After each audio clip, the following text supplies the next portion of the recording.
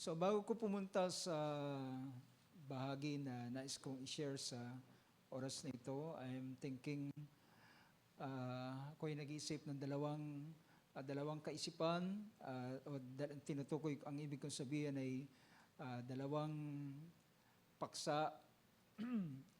Ay last Thursday ay binigyan natin ng pansin ang may kinalaman sa a mindset of a son. And actually, hindi tayo talaga nakarating doon sa pinaka-lundo ng pinaka-conclusion ng idea o ng theme ng mindset of a son. Ay dahilan binigyan natin ng pansin yung meron tayong bisita, so mas in-accommodate natin sila para sa ilang pagkakataon ay o sa pagkakataong yon ay may bahagi ang salita ng Diyos sa mga baguhan na dumadalaw sa gawain. At sama natin sa prayer at dahilan sila ay nag-iisip na dumalo sa mga susunod, pero nagpasya tayo na yung ating gawain ay alternate. So every Thursday, nag-alternate tayo dito at doon sa aming bahay.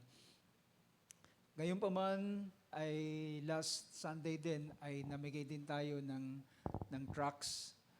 At alam ko ang bawat isa ay nag-enjoy sa pamimigay ng tracts. Ito ay isang bahagi na ating gawain na ating dapat gampanan sa biyaya ng Panginoon. At iniisip ko na ito'y dapat nating gawing mas hindi lamang minsan, at yung ating pagbibigay ng tracts ay hindi ito yung katapusan ng mga bagay. Hindi after na tayo nakapagbigay ay tapos na.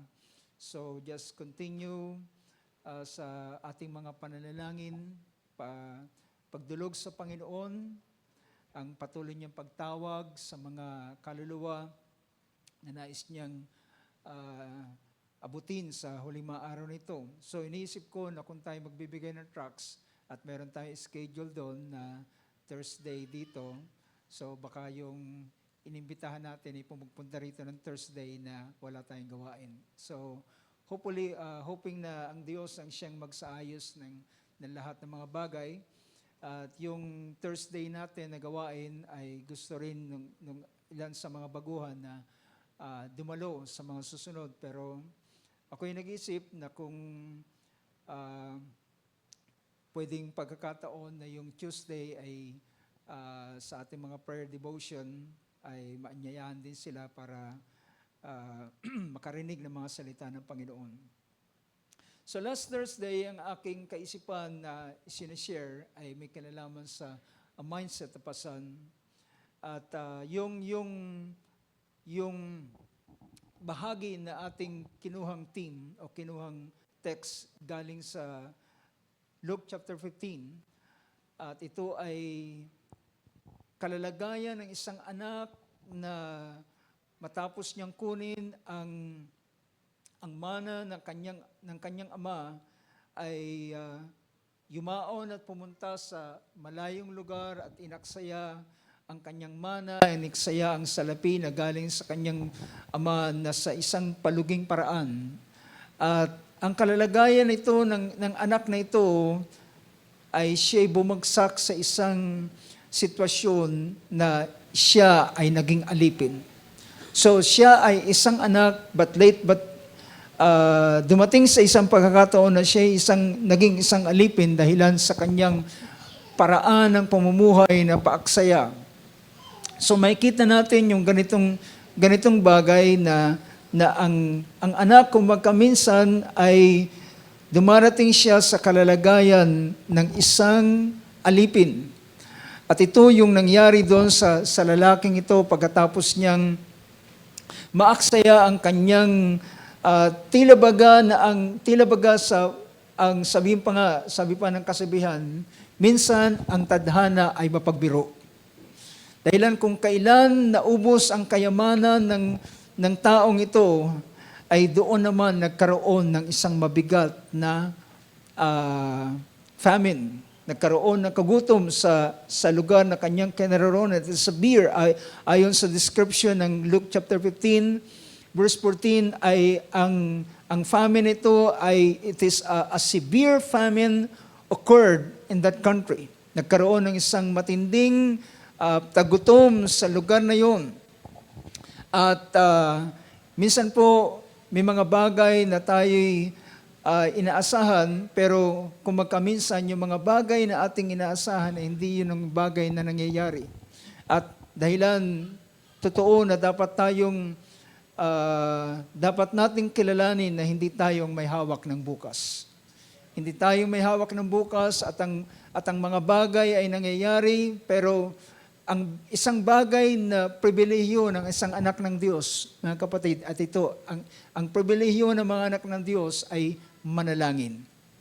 At narinig natin yung testimony ng ating kapatid kanina, at kapag tayo ay nalalangin, then ang Diyos ay gumagawa ng intervention at ang mga bagay ay nangyayari dahilan siya ay in-invoke natin, siya ay ating inanyayahan doon sa circumstansya at siya ngayon ang gumagawa ng mga circumstansya.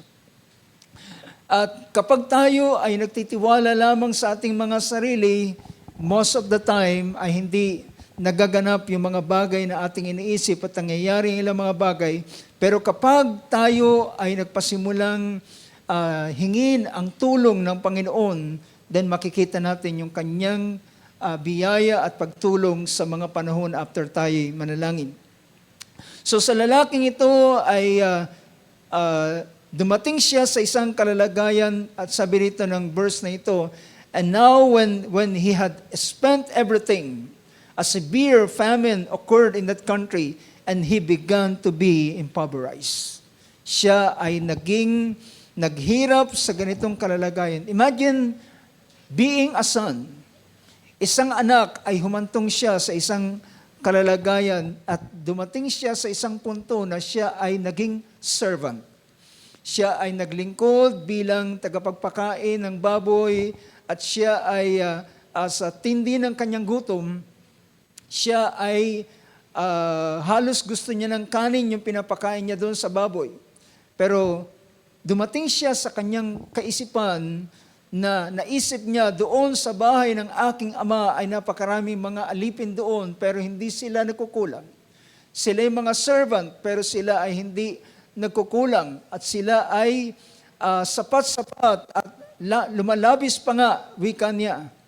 At siya'y nagpasya na siya'y dumating at pumunta doon at bumalik sa kanyang ama, sa bahay ng kanyang ama, at nakita natin kung anong pangyayari. So, dito ay makikita natin yung kalalagayan ng tao.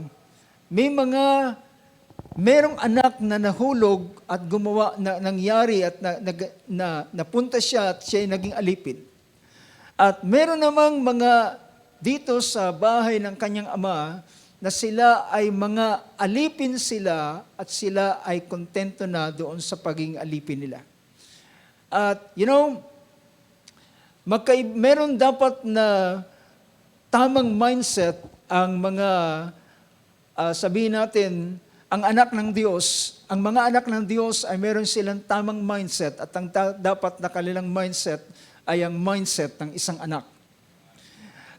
But sometimes, ang mga anak ay makikita natin, ang bayan ng Israel, kung ating titingnan sa banal na kasulatan, sila ay nilagay na anak o tinuring sila ng Diyos na kanyang anak.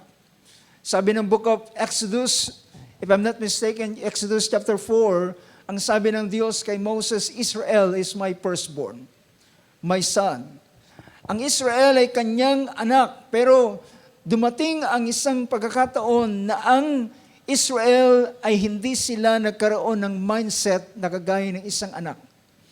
Kundi, alam niyo kung ano ang mindset na meron ang Israel, ang mindset nila ay a mindset of a slave. Dahil bilang sila ay nabuhay sa mahabang panahon, imagine, if I'm not mistaken, almost 100 years na sila ay naroon sa Egypt. Ibig sabihin, kung titingnan natin, ay almost a generation or almost 2 generation ang nakalipas. Kung titingnan natin, usually ang isang generation ay nasa, sabihin natin, mga 70 years or 80 years. Pero lumagpas sila ng nasa 100 years doon sa lugar ng Egypt. At sila ay nabuhay na isang alipin sa mahabang panahon. Ngunit makikita natin na ang Diyos ay sila ay gustong gawing ilabas doon sa Egypt. At sila ay tubusin at ituring sila na anak.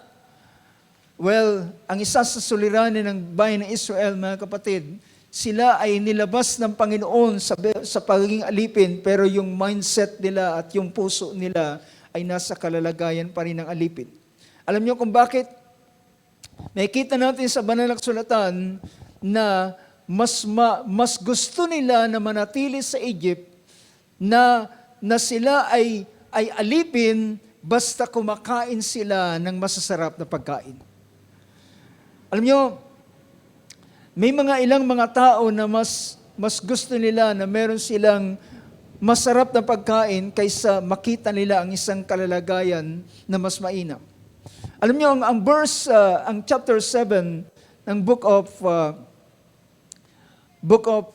Acts, chapter 7, book of Acts, pinakita rito ng verse na ito, sa verse 39, sabi ng verse 39, our fathers were unwilling to be obedient to Him. Sabi niya, ang ating mga magulang, ito ay preaching ni Stephen, habang dinedepensahan niya ang kanyang pananampalataya, habang siya ay nasa harapan ng mga tao. Sabi niya, ang ating mga magulang ay hindi sila sa kanya'y ayaw magsitalima ang ating mga magulang, kundi siya'y kanilang itinakwil na sa kanilang mga puso'y nangagbalik sa Ehipto. Makikita natin, hindi sila totally na bumalik sa Egypt. Hindi sila totally bumalik sa lugar ng Ehipto sa pagkaalipin, pero yung kanilang mindset, yung kanilang kalalagayan, ay ang kanilang kaisipan ay kagaya pa rin ng isang alipin na para sa kanila, okay lang sa kanilang maging alipin basta sila'y kumakain ng masarap. So, ito ay isang, alam nyo, ang pagiging alipin ay makikita natin, ang tao ay binebenta nila ang kanilang sarili bilang alipin para lang sila kumain. Diba? Para lang sila makasurvive, makakain. Pero iba ang mindset ng isang anak. Ang mindset ng isang anak ay pwede siyang sa ilang mga pagkakataon, alam niya na nadideprive sa ilang mga bagay, pero nakatingin siya sa unahan ng kanyang buhay. Nakatingin siya sa unahan ng kanyang buhay dahilan ang pagiging anak ay hindi lamang ito basta titulo, ang pagiging anak, ito ay may kalakip ng rights and privileges. Diba? Ang pagiging anak, dahilan, naalala ko ang sabi ng ating Panginoong Hesus sa book of John chapter 7 or chapter 8 ng book of John. John chapter 8, pinakita noon ng ating Panginoon, sabi niya, ang anak, ang alipin, sabi rito ng verse 34, sabi niya, Jesus answered them, truly, truly, I say to you, everyone who commits sin is the slave of sin. Verse 35, the slave does not remain in the house forever. Ang sabi niya, ang alipin ay hindi mananahan sa bahay magpakailanman, ang anak ang mananahan magpakailanman. So, ang alipin ay naroon lang sila just for a while, for a season, hanggang sila ay kinakailangan, pero ang anak ay mananatiling anak kahit anuman ang mangyari. Diba?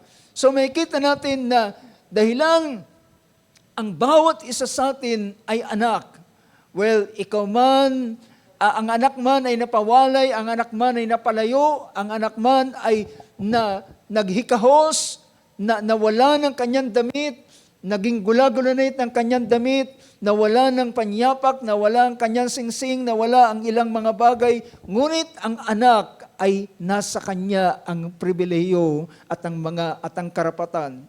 Nang siya'y makabalik doon sa bahay ng kanyang ama, ibinalik sa kanya ang lahat ng mga bagay na nawala sa kanya. Ibinalik ang singsing na siyang kanyang karapatan o sabihin natin, tanda ng kanyang pagiging anak. Ibinalik ang maayos na robes sa kanya, nilagyan siya ng panyapak dahilan siya ay isang anak. So the slave does not remain in the house forever, but the son does remain forever. Now, ang kalalagayan ng Israel ay makikita natin for how many years naroon sila nang sila inilabas ng Panginoon.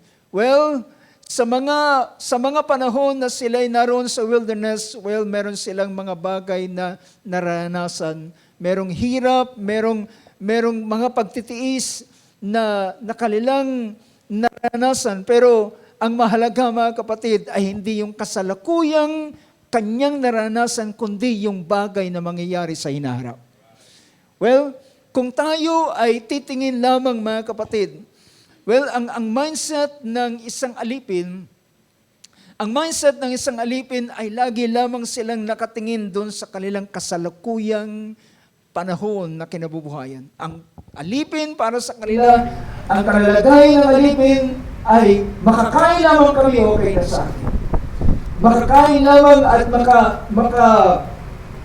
makasurvive lang sila, makatawid lamang sila ay para sa kanila, as long na masarap ang kanilang buhay ay para sa kasalukuyan, wala na silang bagay na iniisip para sa hinaharap.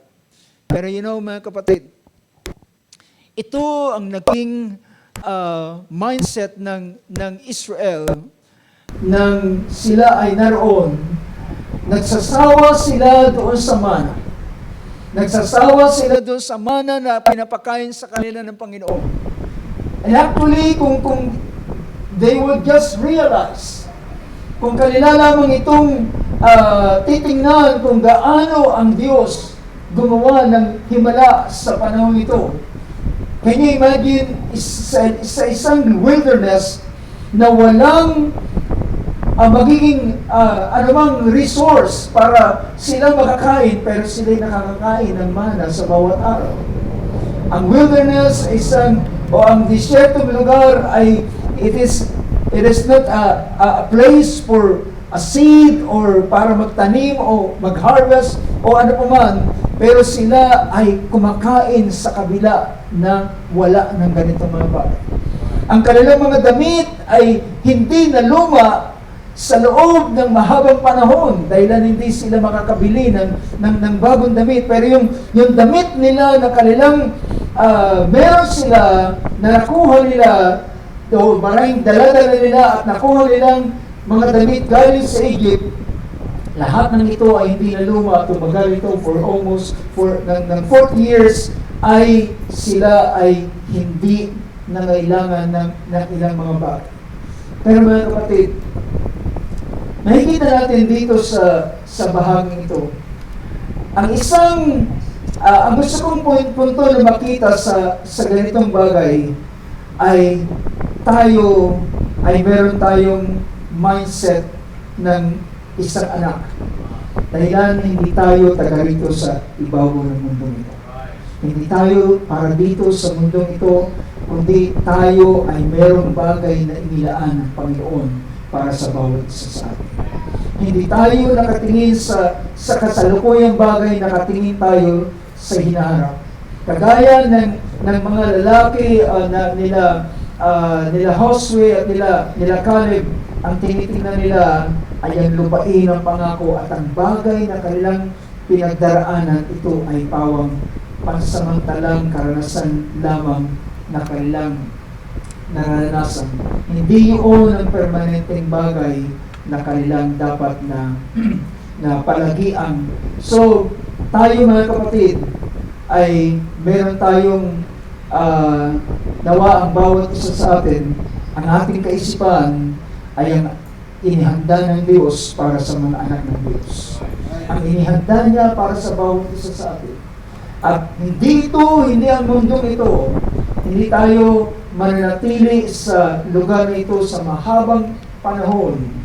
At hindi ito ang lugar na kung saan ay pag tayo ay mag-imbak ng ating mga kayamanan.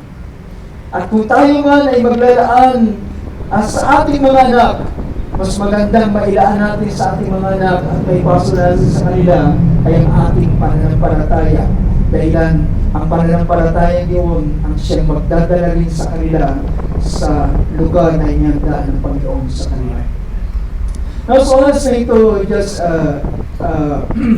binigyan ko lamang ng pansin ang ganong kaisipan, and hopefully ay meron pang ilang mga bagay na pwede natin bigyan ng pansin. Now, sa oras na ito, nais kong anyang kayo sa pagtayo at sa ilang sandali ay nais kong i-share sa inyo isang kaisipan.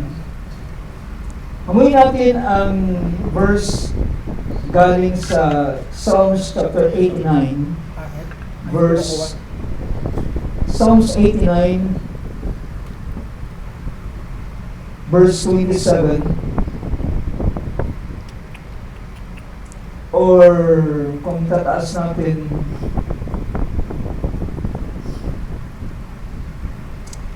sabi rito ng starting verse 20 up to verse 27. I have found David my servant, with my holy oil I have anointed him, with whom my hand will be established. My arm also will strengthen him. The enemy will not deceive him, nor the son of wickedness afflict him. But I shall crush his adversaries before him and strike those who hate him. My faithfulness and my loving kindness will be with him. And in my name his horns will be exalted. I shall also set his hand on the sea and his right hand on the rivers. He will cry to me, "You are my Father, my God, and the rock of my salvation." Verse 27, I also shall make him my firstborn, the highest of the kings of the earth. My loving kindness I will keep him forever, and my covenant shall be confirmed to him. Praise God. Tayo manalangin. Panginoon, sa iyong biyaya, aming pinagtatagubilin ang pagpapatuloy ng pagpapahayag ng iyong mga salita, Panginoon. Patuloy kang mangusap, patuloy kang magpahayag, Lord, ng iyong mga salita. Bless mo ito, yung mga ito'y pinagpala mo na, gawin mo itong buhay at katotohanan, Panginoon, ang iyong mga salita sa bawat isa sa amin. O Lord, sa iyo namin pinagkakatiwala ang lahat ng mga ito sa takilang pangalan ng aming Panginoong Hesukristo. Amen. Praise God. Siya po sa amen? Mako po tayo sa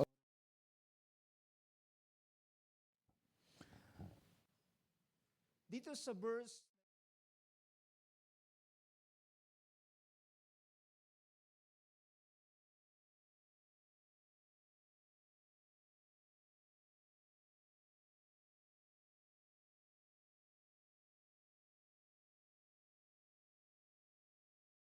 actually ito ay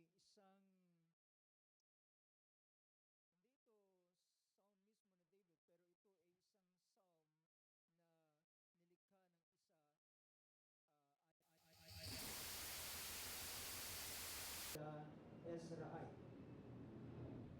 The Lord's covenant with David and Israel's affliction. Yan ang pinakatin ng Psalm chapter 89. Yung isang kaisipan na gusto kong bigyan ng pansin sa oras na ito ay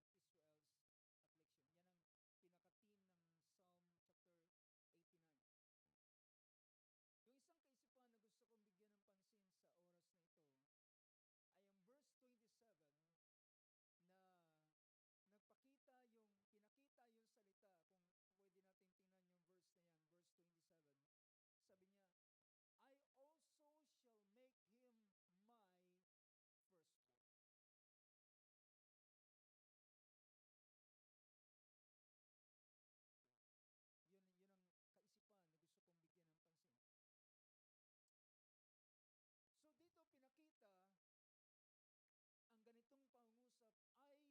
also shall make him my firstborn.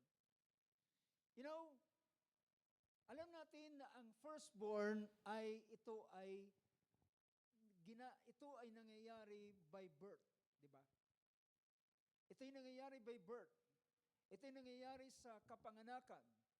Kapag ikaw ang unang pinanganak, yun yung firstborn. Di ba? Yung unang pinanganak, siya ang firstborn. At yung pangalawa, siyempre pa, hindi na siya ang firstborn. Pero, ang firstborn ay hindi lamang ito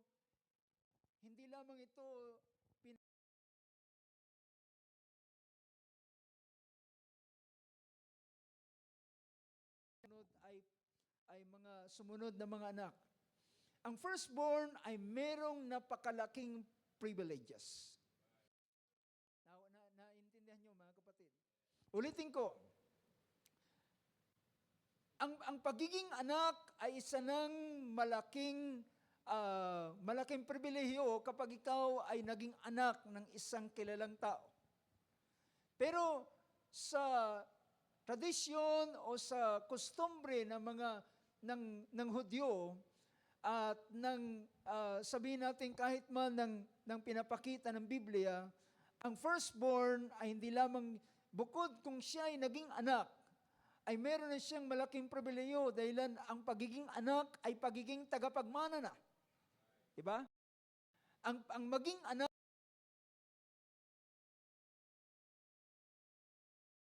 ang pinag-uusapan ng pagiging anak ay pagiging tagapagmana. So dapat concept, kapag ikaw ay tinawag na anak ng Diyos, hindi lamang ito isang titulo na ikaw ay meron, titulo na ikaw ay anak ng Diyos. Privileges. It has both the rights and privileges.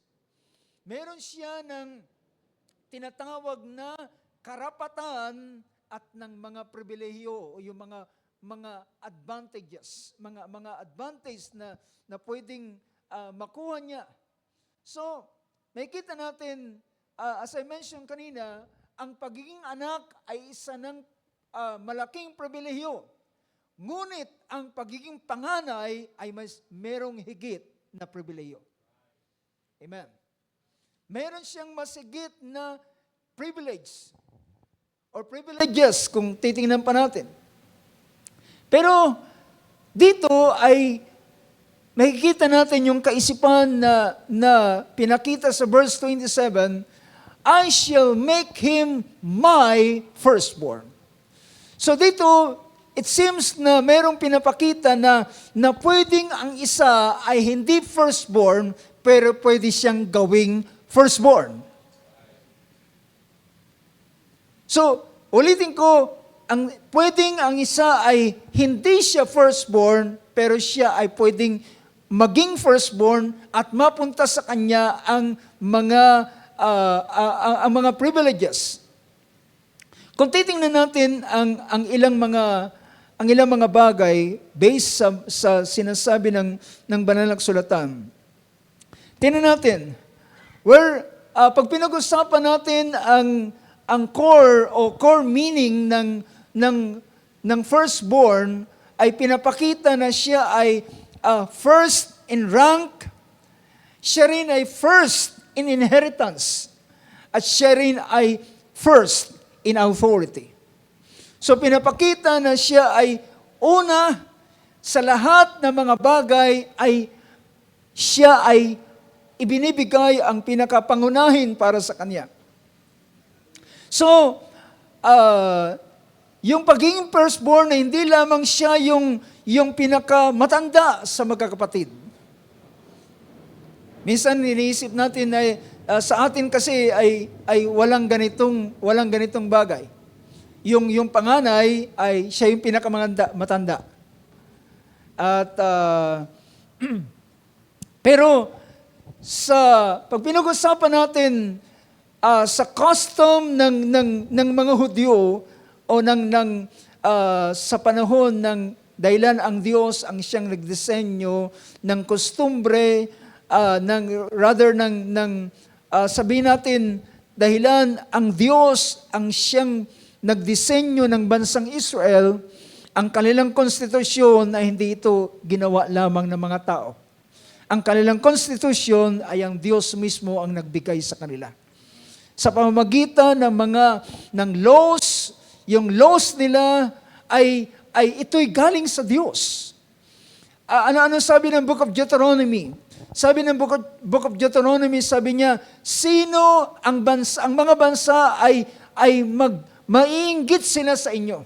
Dahil sasabihin nila, sinong bansa ang katulad nyo na meron silang Diyos na napakalapit sa inyo, na napakalapit sa kanila, at merong Diyos na nagmamalasakit sa kanila. In fact, ang Deuteronomy, ang Book of, sa panahon ng Israel ay sinabi ng Diyos na ibibigay sa kanila ang Canaan land. Sabi niya, ang Kanaan na aking ibibigay sa inyo ay isang lupain na aking tinitingnan all year round. Ibig sabihin, ang lupain ng Israel, ng Canaan, ay minamasdan ng Panginoon, binabantayan ng Panginoon all year round. Dahilan, ang lupain ay hindi lamang sila umaasa sa ilang mga bagay, kundi ang Israel ay umaasa sila sa ulan, at ang ulan ay binibigay ng Diyos sa takdang panahon na kanilang kailangan. So ang Diyos ang siyang nagbabantay sa kanila. So makikita natin na firstborn ay hindi lamang siyang pinakamatanda sa magkakapatid o sa mga anak.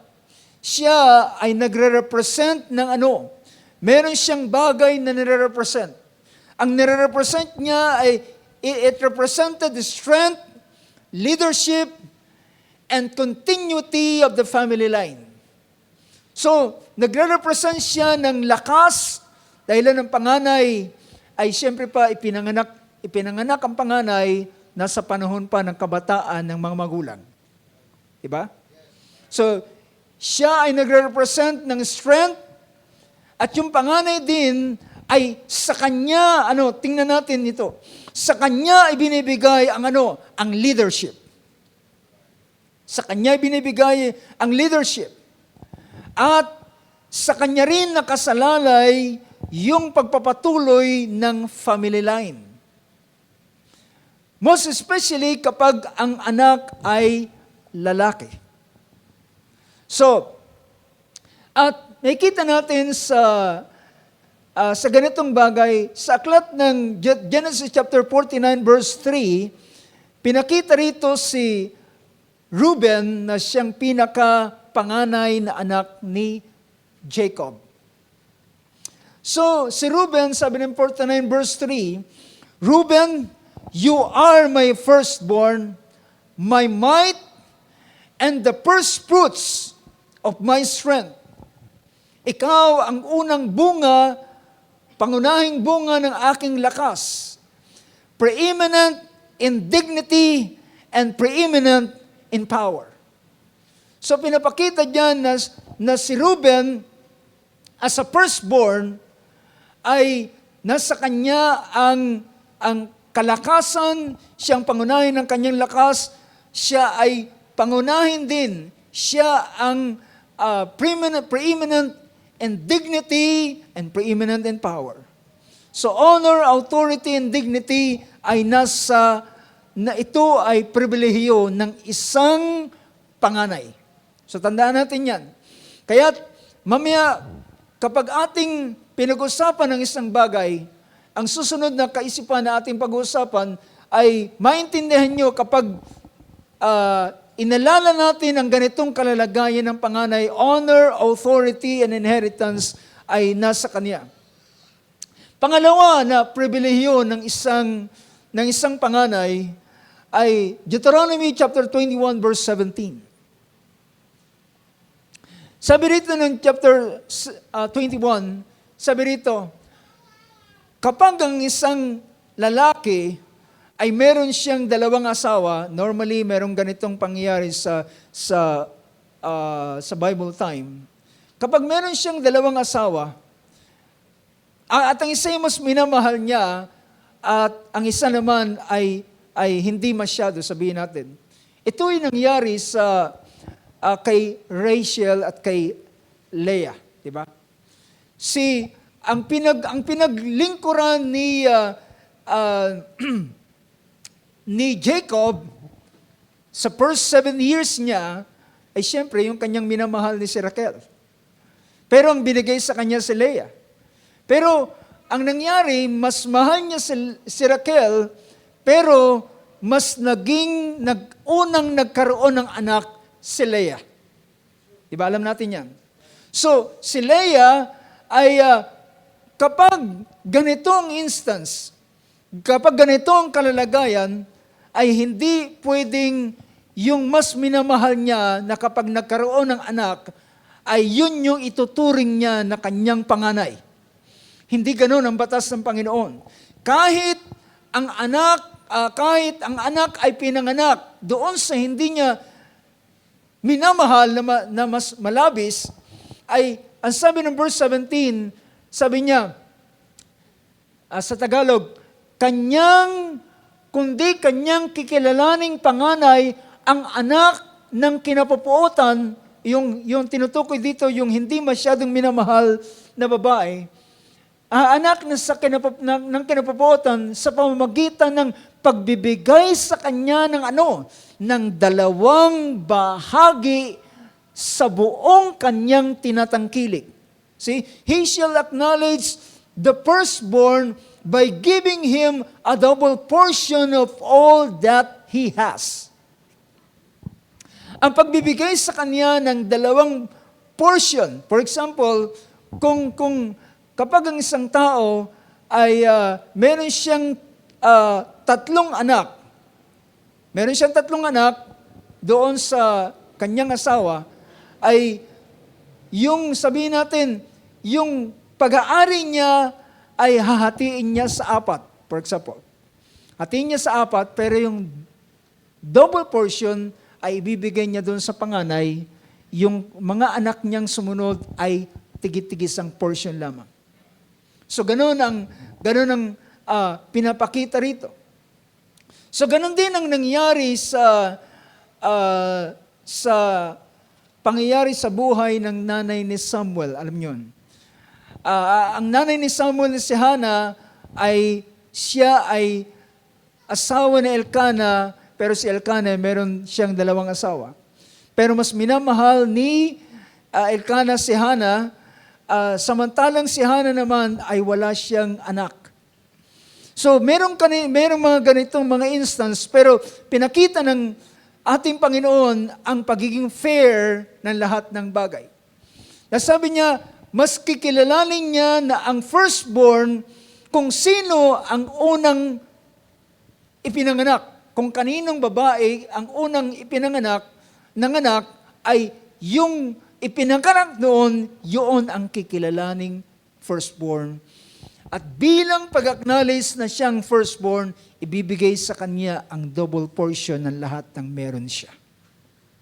A double portion. So, ito yung mga pinapakita rito.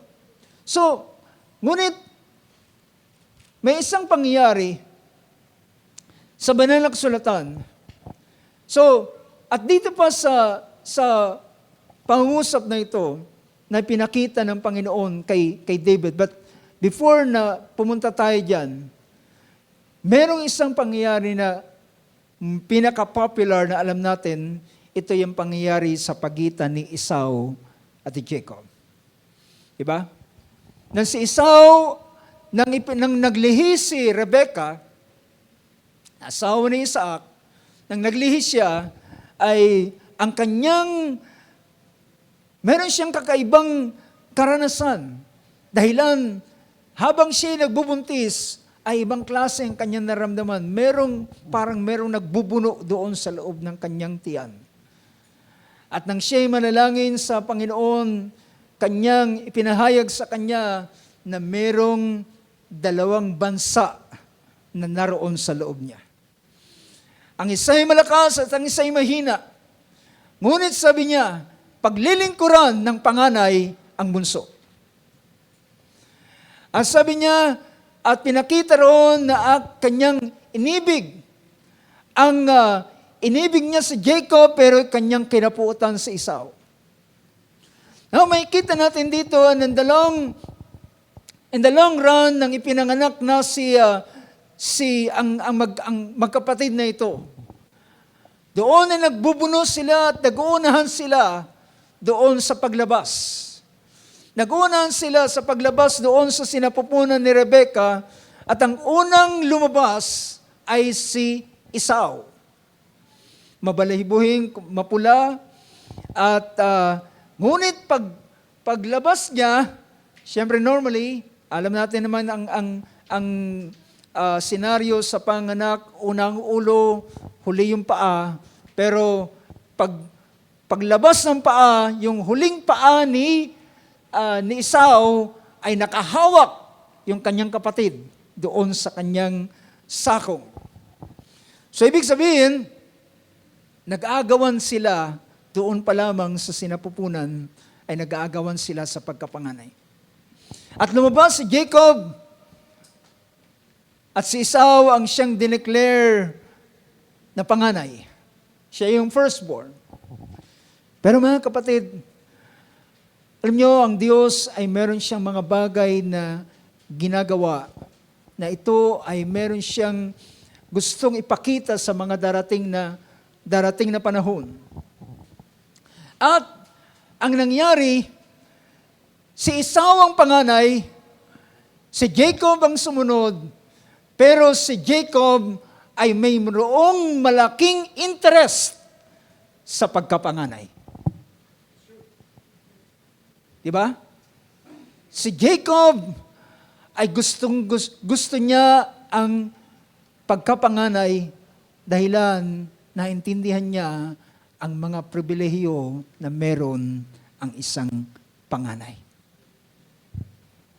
Ano ang privileges ng isang panganay? Ang honor, ang authority, ang inheritance ay naroon sa kanya. Bakit gano'n na lamang ang tila, sabihin pa natin, parang si Jacob ay, gamitin ko yung salita, para siyang obsessed ng ganitong kaisipan. Gusto niyang makuhang firstborn. Kung siguro, kung iisipan lamang, lagi niyang sinasabi, sana ako ang panganay. Sana ako ang panganay. Kung ako ang panganay ay nasa akin ang ganitong mga pribilehiyo, nasa akin ang ganitong mga bagay. Pero mga kapatid, pinakita ng verse na ito na ating binasa, ang verse 27, merong pagkakataon, merong bagay na pinakita rito, kagaya kay David, sabi niya, I shall make him my firstborn. Aking gagawin siyang aking panganay. So, ang suliranin dito sa magkapatid na ito, si Jacob is so obsessed siya sa pagiging firstborn. Samantala namang si Esau ay nasa kanya na yung birthright, nasa kanya yung birthright, pero hindi naman siya nagpapahalaga sa birthright. Nasa kanya na yung ganitong pribilehiyong ito, pero hindi siya nagbibigay ng ganitong pagpapahalaga sa birthright na meron siya. Alam niyo kung bakit? Marahil si Jacob at si Esau, sa haba ng panahon, minsan sila ay nagkakausap, may mga panahon na lumalabas sa kanyang bibig ang hindi niya pagpapahalaga sa birthright. At ang isang pagkakataon ng si Jacob ay nagluluto ng pagkain. Ito ay sa Genesis chapter 25. Habang siya nagluluto ng pagkain, ay si Jacob ay isang simpleng tao, isang simpleng lalaki. Lagi lamang nasa tent. Pero si Esau naman ay paborito ni Isaac dahilan pareho sila ng hilig. Marahil mahilig din mag-hunt si Isaac. At namana ni Esau yung pagiging hunter ni Isaac. At kaya sila ay nagkakasundo. Kapag si Esau ay nag-hunt, then binibigay niya at nagluluto din siya, binibigay niya sa kanyang ama. Pero isang pagkakataon, sabi pa nga, may mga circumstansyang nangyayari. At ang mga circumstansyang nangyayari ay ito ay para subukin kung gaano ka nagpapahalaga sa birthright. Nang dumating si Esau, it so happened na, sabi pa nga, hindi siya sinuwerte sa kanyang pangangaso, sa kanyang pag-hunt. Umuwi siya na wala siyang na-hunt, wala siyang nahuli kahit isa. At dahilan sa, alam natin, kinakailangan mo maglakad sa malayong gubat, bumalik sa bahay, masyado siyang exhausted at gutom na gutom. At maya-maya, naamoy niya ang masarap na nilulutong pagkain ni Jacob. At si Esau ay na-approach si Jacob at sinabi dito sa verse 29, sabi niya, nang si Jacob ay nagluluto ng isang at nagluto si Jacob ng isang lutuin at dumating si Esau na galing sa parang at siya'y nanglalambot at siya'y nanghihina. At sinabi niya sa verse, sabi niya, at sinabi ni Esau kay Jacob, sabi niya, bigyan mo ako ng pinamamanik ko sa iyo na pakanin mo ako niyong mapulang lutuin. Sapagkat ako'y nanlalambot, kaya tinawag ang pangalan niyang Edom. At sabi naman ni Jacob sa verse 31, at sinabi ni Jacob, sabi niya, bago kita bigyan ng pagkain ito, una, ipagbili mo muna sa akin ang iyong pagkapanganay. You know, may mga bagay na makikita natin kung gaano ka nagpapahalaga sa isang bagay. Di ba? Minsan, sinasabi ng ilan, dadaan muna sila sa ibabaw ng aking bangkay bago nila makuha ang bagay nito. Ibig sabihin, pinapakita niya gaano sila nagpapahalaga sa bagay nito. Pero dito, nang makita ni Jacob ang ganitong senaryo, kanyang sinamantala, benta mo muna sa akin ang iyong pagkapanganay at bibigyan kita ng pagkain na iyong gustong kainin. First, sell me your birthright. Now, hindi ito isang simpleng bagay. Dahil ang sabi ni Jacob, hindi lamang ibigay, kundi ibenta mo sa akin. Sell me your birthright. Sino mag-iisip na ang birthright ay pwedeng mawala?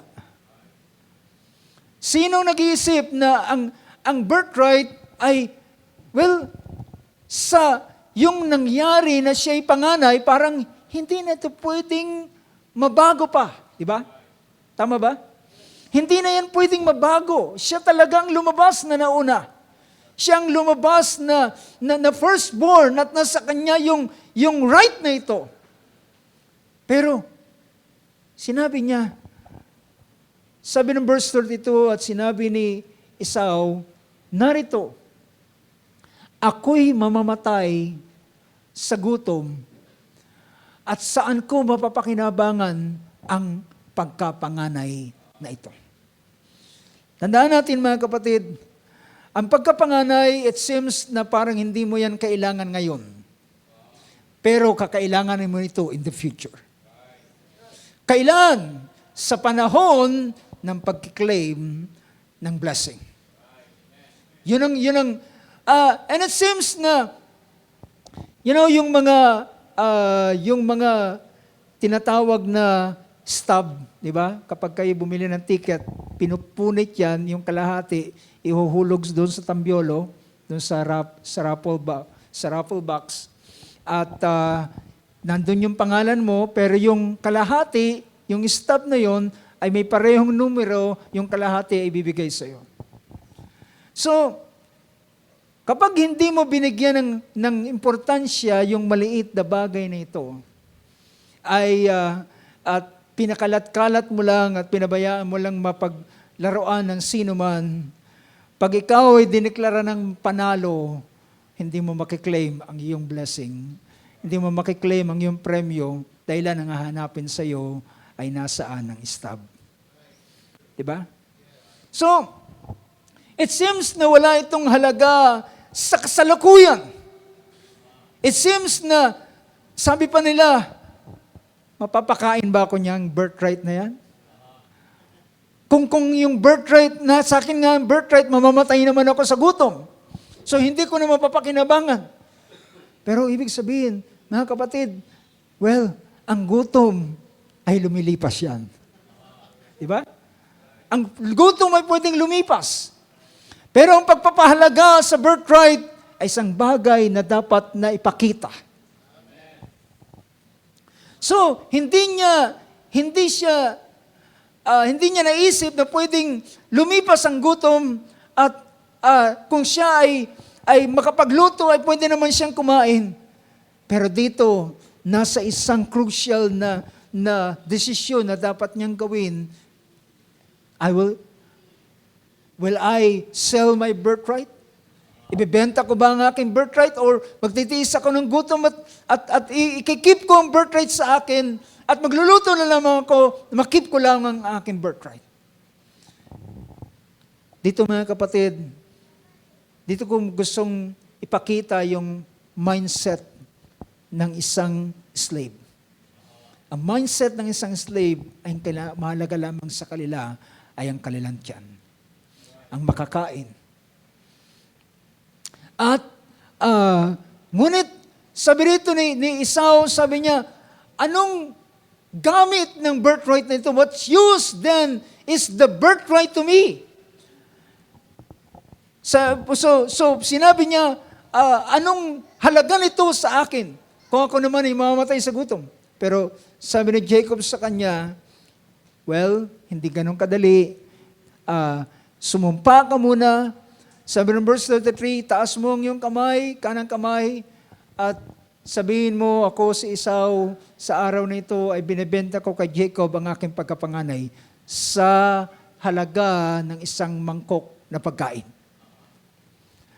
And after na siya'y sumumpa, sabi rito, he swore to him, siya'y sumumpa, and sold his birthright to Jacob. Mga kapatid, hindi ito ninakaw ni Jacob. Binili niya ito legal. Sasabihin, dinaya ko, murang halaga. Ay, yung problema, ikaw nagbenta. Nakuha niyo? Minsan, may mga, narinig natin yung mga kwento, yung mga ninuno natin, nagbenta ng 1 hektaryang lupa sa isang tabako lang. Nagbenta ng lupa dahilan sa pipa o ano pa mang magandang mga teknolohiya sa panahong yun. Diba? Yung mga bago sa kanilang paningin, ay, bibigay ko ito sa iyo, bigay mo sa akin yung 1 hektarya mong lupa. Well, 1 hektarya lang pala. O ito, sige. Sa'yo na yan. Pero mga kapatid, hindi ito pinag-uusapan gaano kalaki at kamahal o kamura ang benta. Ang mahalaga is the transaction that happened. Naintindihan niyo ako mga kapatid?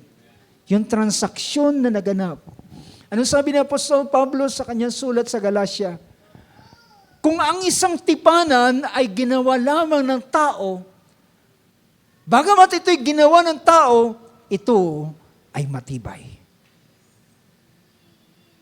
Sa araw na yon, naganap ang tinatawag na sumpaan at pagbibenta ng karapatan ng pagkapanganay. At sabi rito ng verse 34, sabi niya, Jacob gave Esau bread and lintil. Binigay niya kay Esau ang tinapay at nilutong lintihas, at siya'y kumain at uminom at bumangon at yumaon. Gayon ni walang halaga ni Esau ang kanyang pagkapanganay. Pagkatapos niyang kumain, uminom, then umalis siya na parang walang nangyari. Sa akin pa, ako naman talaga yung panganay. Walang mababago dito. Pero sabi rito ng sumunod na pangungusap sa verse 34, babasahin ko sa English, Then Jacob gave Esau bread and lentils too, and he ate and drank, and rose and went on his way. Thus Esau despised his birthright. Doon niya pinawalang halaga ang kanyang birthright. So hindi siya nagbigay ng... Now, tingnan natin ang isa pang talata na pinakita ng Hebrews chapter 12 verse 16. Hebrews 12:16.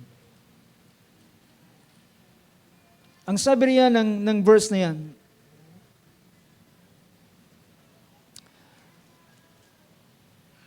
sa verse 16, sabi niya, tingnan natin sa Tagalog, baka magkaroon ng sino mang mapakiapid o mapaglapastangan gaya ni Esau na sa isang pinggang pagkain ay pinagbili ang kanyang sariling pagkapanganay.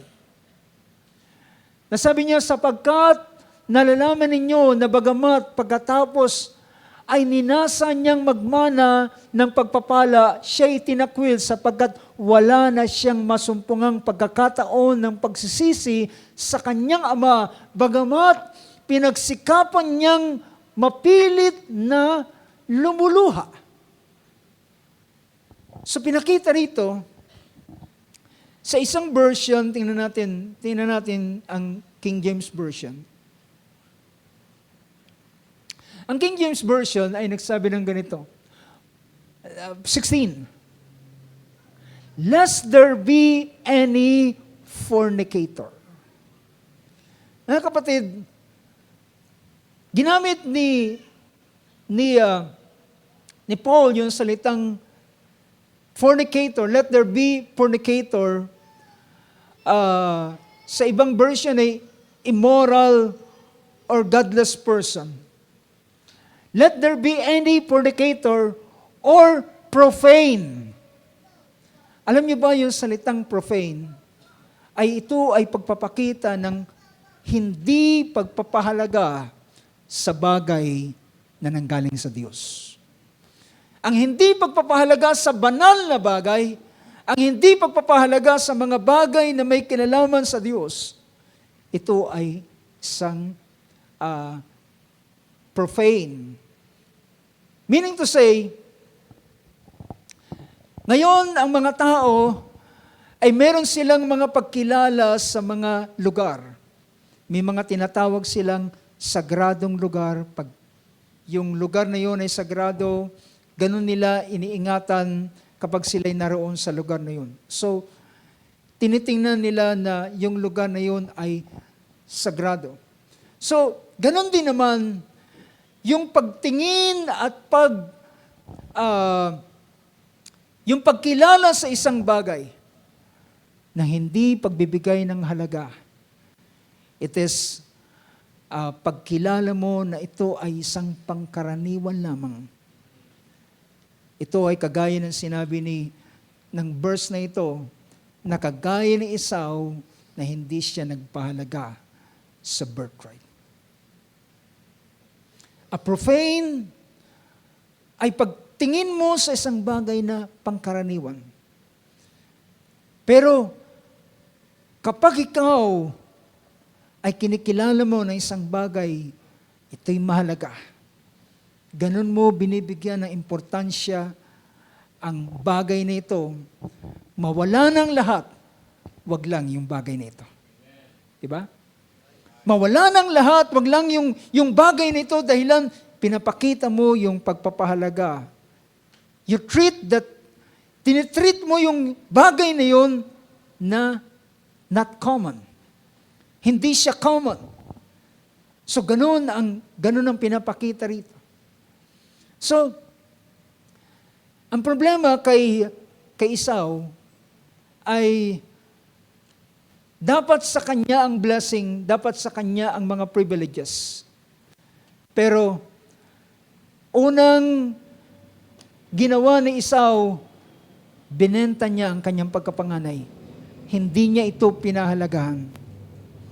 Pangalawa, sabi ng Genesis 28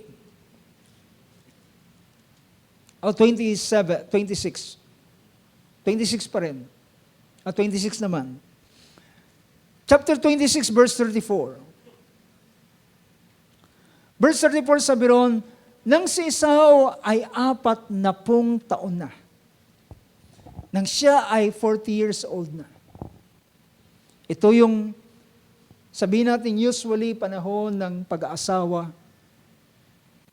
When Esau was 40 years old, nang siya ay 40 taong gulang na, ay nag-asawa siya kay Judith na anak ni Beeri na Hittites. Ang mga Hittites ay sila yung mga nananahan sa lugar ng Canaan. Dahilan sila Abraham ay naroon na mismo sa Canaan. Ito yung lugar na sinabi ng Panginoon na ibibigay ng Panginoon sa kanila, pero sila ay pilgrims doon, sila ay manglalakbay, pero aariin nila ito after hundreds of years pa ang lilipas. So nang si Esau ay 40 years old na, alam niyo ba mga kapatid, supposed to be, pakinggan niyo ito, supposed to be, as a firstborn, siya ang magpapatuloy ng family line. Diba? Siyang magpapatuloy ng family line. Siyang magpapatuloy ng lahi ng kanyang ama. Pero ang ganung ginawa ng panganay na ito, dito ang pangalawang pagkakataon niya na dinispise niya ang kanyang birthright. Nag-asawa siya ng Hittites. At nag-asawa siya ng dalawa. Si Judith na anak ni Beeri na Hittites at si Basemat na anak ni Elon na Hittites. Nag-asawa siya ng dalawa. So supposed to be siya ang magtutuloy ng family line, ng lineage.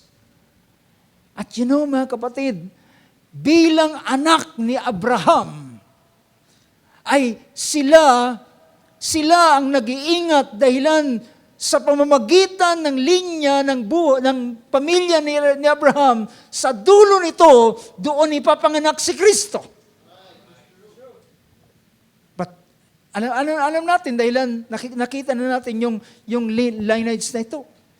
Pero ang ginawa ni Esau ay kumuha siya ng 2 Hittites na babae at siya ng ginawang asawa.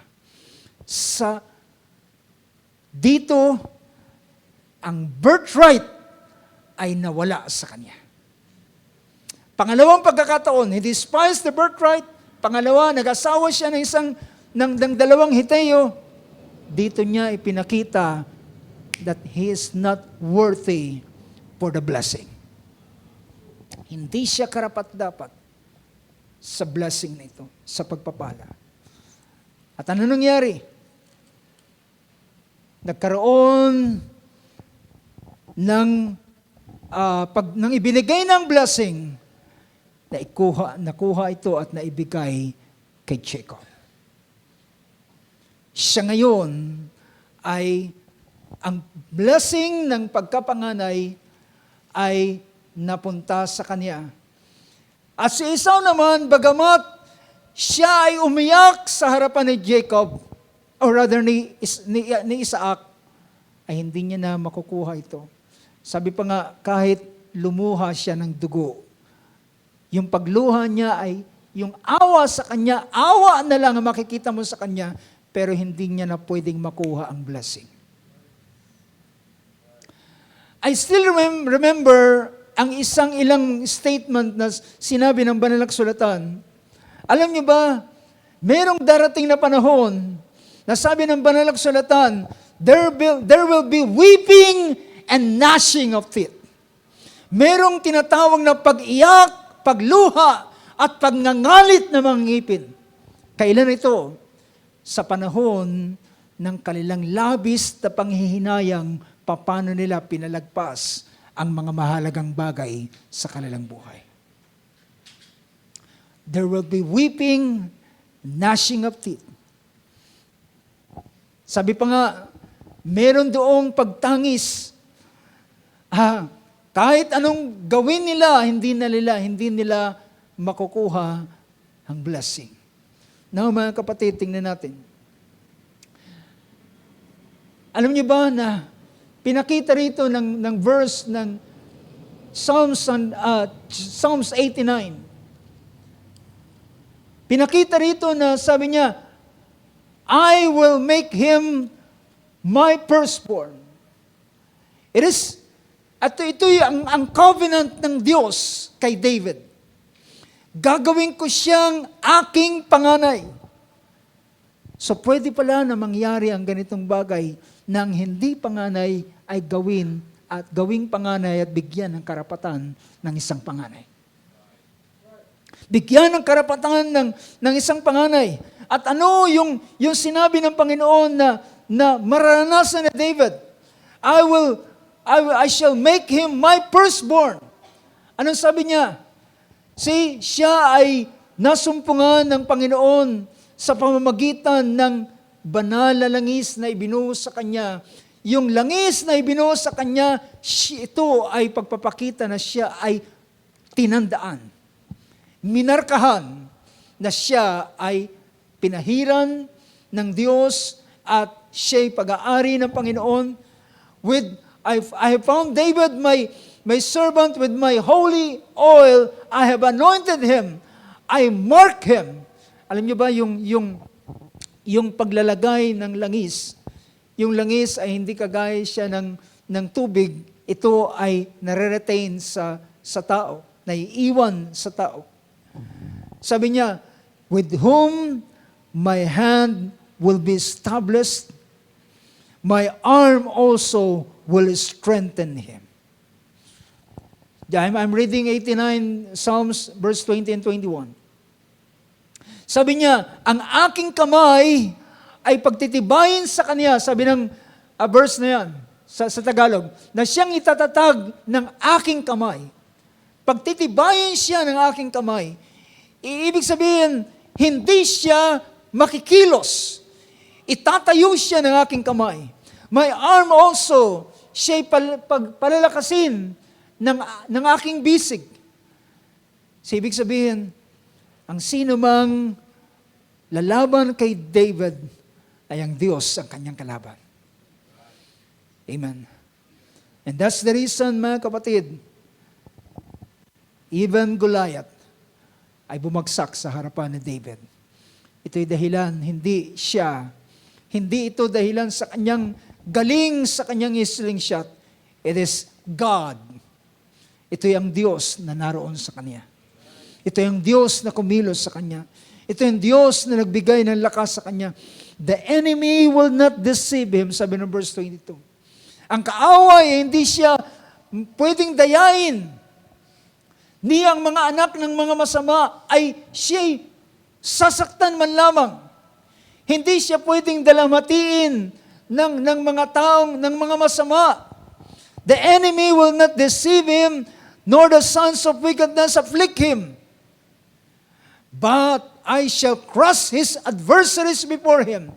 Aking dudurugin ang lahat ng kanyang mga kaaway sa kanyang harapan, at sino man at kahit lahat sila at kanyang sasaktan ang sinumang napupuot sa kanya.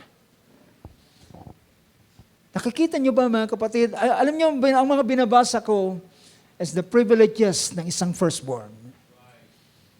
You get my point? Ito yung mga pribilehiyo ng isang panganay. Ng isang panganay ay ito ang kanyang pribilehiyo. Siya ay hindi madadaya ng sino man ang kaawa masama, ay hindi siya pwedeng saktan, aking dudurugin ang kanyang mga kaaway, at kahit sila man na napupuot sa kanya. Verse 24,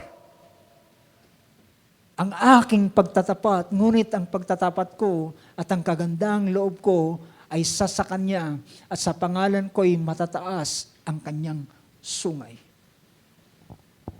Minsan po, iba ang ating pagkaunawa sa sungay. Diba? Minsan sabi natin sa bata, may sungay ka na. Pero alam niyo ba ang sungay, pag pinag-usapan sa banal na sulatan, it is power. Ito'y kapangyarihan. Ito ay kapangyarihan na kanyang pinalalaban sa kanyang enemies. Sabi niya, tataas ko ang kanyang sungay. May faithfulness, ang aking katapatan at pagtatapat at ang aking kagandang loob ay sa kanya. Thank God. Ito ang pribileyo ng isang panganay. Ang aking pagtatapat, I shall also set his hand on the sea. I shall also set his hand on the sea and the right hand on the rivers. Ang pinapakita rito, akin namang ilalapag ang kanyang kamay sa dagat at ang kanyang kanan sa mga ilog. Ito ay pagpapakita ng possession. Ibig sabihin, gagawin niyang pagsakop. Diba? Pag idinipa mo ang kaliwat kanan mo, ito ay parang pagsakop. Verse 26, he will cry to me, you are my Father, my God, and the rock of my salvation. Siya ay sisigaw at tatawag sa akin, at tatawagin niya akong aking Ama, aking Diyos, at ang malaking bato ng aking kaligtasan. Akin din siyang gagawing aking panganay, at the highest of the kings of the earth. Siya'y pinakamataas sa lahat ng mga hari sa ibabaw ng lupa. Alam niyo ba ang pinapakita rito? Walang sino mang pwedeng manaig sa kanya. Kahit anong gawin ni Saul, sabi ni Saul kay David, gusto kitang maging manugang, pero gusto ko, ang pinaka-dowry na ibibigay mo sa akin ay ginamit niya yung mga yung foreskin ng mga Philistines. Alam niya na sa ganitong paraan ay mamamatay si David. Pero pagbalik ni David, dala-dala niya, I think it is the foreskin or your chains of clothes. Pagdating niya, pinatay niya mga Pilisteo at dala-dala niya ang dowry sa harapan ni King Saul. Kahit anong gawin niyang trap kay David, still, siya ay nagtatagumpay dahilan ang Diyos, ang kanyang kamay ay na kay David. I shall make him my firstborn. Maring tayo ay nag-isip at iniisip nyo, ano ang aking ibig sabihin sa ganitong bagay? I shall make him my firstborn. Marami mga instance sa banal na kasulatan na kanyang ginawang firstborn. Ang pangyayari sa anak niya, o nangyari kay Jacob and Esau, nangyari kay Ephraim over Manasseh, ang ginawa ni ang ginawa ni Jacob sa chapter 48, verse 13 to verse 20. Jacob blesses the younger Ephraim over the firstborn Manasseh. Ang ginawa ni Jacob, pinakross niya ang kanyang kamay. Inilagay niya ang kanyang kanan sa younger na si Ephraim at inilagay niya ang kanyang kaliwang kamay sa firstborn na si Manasseh. At ibinigay niya kay si Reuben ay nawalan din siya ng karapatan ng kanyang pagkapanganay. Alam niyo kung bakit? Dahilan sinipingan niya ang isa sa asawa ni Jacob. So ibig sabihin mga kapatid, ang birthright ay nawawala. Ang birthright ay pwede itong i-despise ng sino man. Ito ay pwedeng mapabayaan.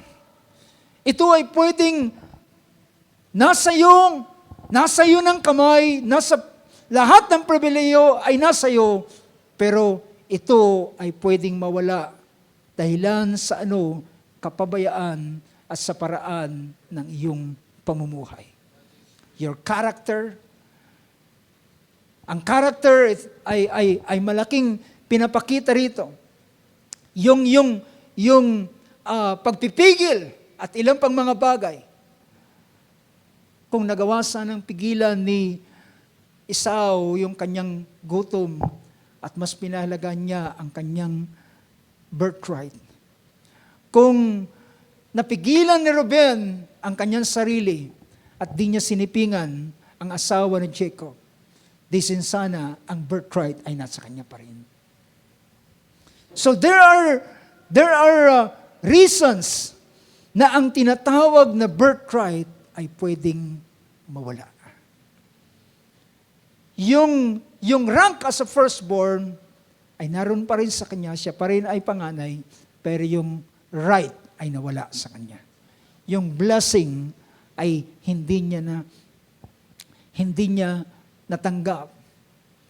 And you know mga kapatid, alam niyo ba, na ang Israel ay tinawag ding my son, my firstborn. But, ang unang nakatamasa ng biyaya ay ang Gentile. Do you get my point? Alam niyo ba na ang Israel ang supposed to be, I came to my own and my own, he came to his own and his own received him not. Dumating siya sa kanyang sariling kanya. Pero doon, yung sariling kanya ay hindi siya kinilala. Hindi siya pinagtanggol. Bagkus siya ay dinispise. Tumingin siya sa Jerusalem na umiiyak. Jerusalem, Jerusalem, gaano kayo kagaya ng isang inahin na iniipon ng kanyang mga inakay na sisiw sa ilalim ng kanyang papak, pero ayaw kayo.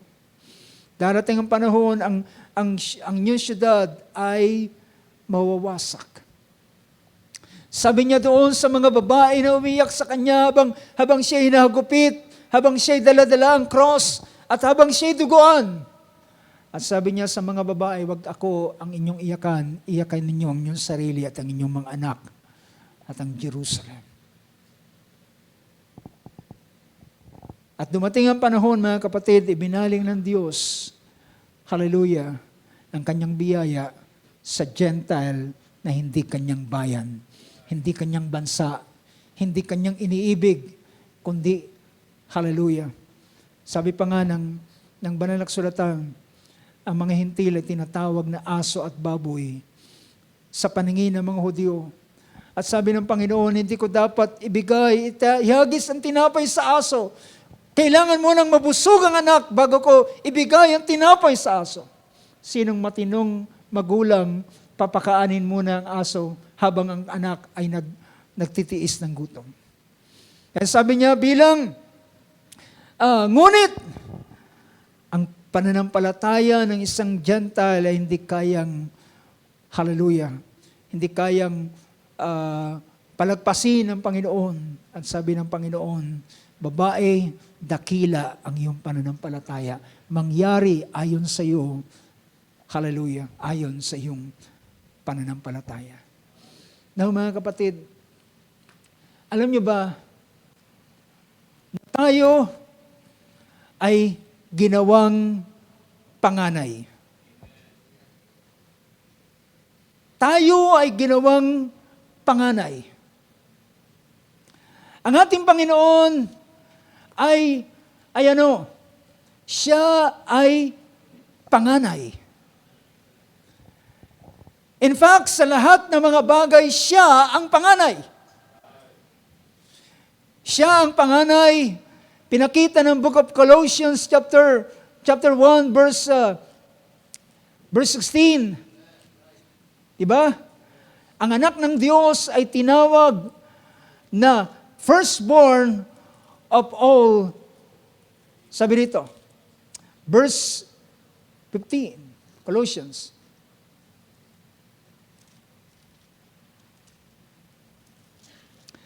Sabi ng verse na ito, He is the image, siya ang larawan ng Diyos na hindi nakikita, ang panganay ng lahat ng mga nilalang. Siyang panganay ng lahat ng mga nilalang. Sa pamamagitan niya, nilalang ang lahat ng mga bagay. Sabi niya, for by Him all things were created, heavens and earth, visible and invisible, whether thrones, dominions, and authorities, and all things have been created through Him and for Him. Verse 17, He is before all things, and in Him all things hold together. Siya ay nauna sa lahat ng mga bagay. Ang Hebrews chapter 1 ay nagsasabi ng ganito. Hebrews 1 verse 3.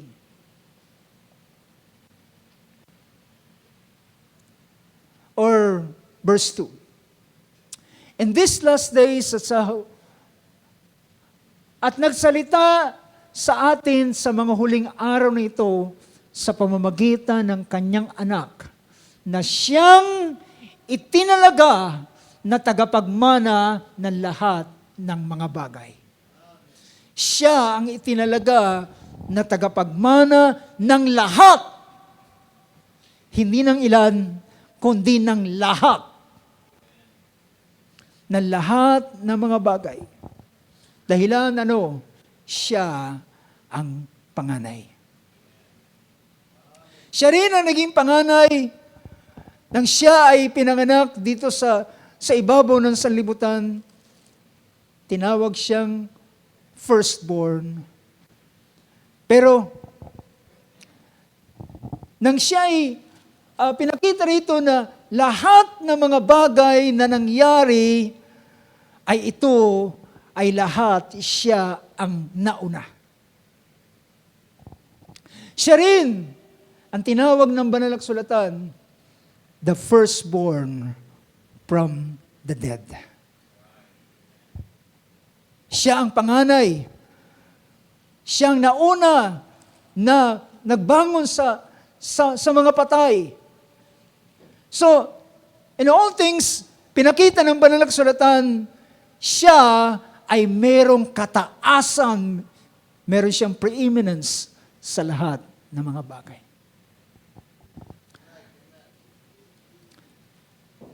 Gusto kong tingnan ang isang talata. Ng ating Panginoon ay pinakita rito.